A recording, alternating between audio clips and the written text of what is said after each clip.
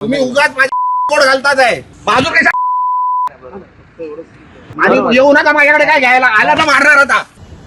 नमस्कार, जय महाराष्ट्र. जो प्रकार माझ्यात आणि पत्रकारांमध्ये हा झालेला आहे त्याच्यासाठी मी मनापासून दिलगिरी व्यक्त करतो आणि हा प्रकार का घडला हे जरा आपल्याला सांगू इच्छितो. ज्या दिवसापासून मी शिवसेनेत प्रवेश केलाय त्या दिवसापासून एकदम वाईट शब्दात आणि शिव्यागाळ करून मला जे अपमान करत होते तरी पण मी सर्व अपमान सहन केले. तरी सुद्धा आज सकाळी परत एक पत्रकार मित्र आले होते. मी त्यांना हात जोडून विनंती केली की बाबा याबद्दल आपण कुठलंही मला विचारू नका. जे मला काय बोलायचं होतं ते मी सर्व बोलून झालेलं आहे. आता कृपा करून काय बोलू नका.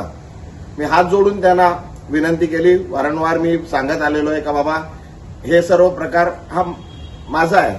मला आपण जे शिव्या देतात आहे ठीक आहे, पण माझ्या परिवाराला, माझ्या मुलीला, माझ्या पत्नीला, माझ्या वडिलांना, माझ्या परिवाराला आपण जे वाईट बोलताय, शिव्या देतात आहे त्यापासून त्यांना जरा लांब ठेवा असं मी त्यांना वारंवार विनंती करत आलोय.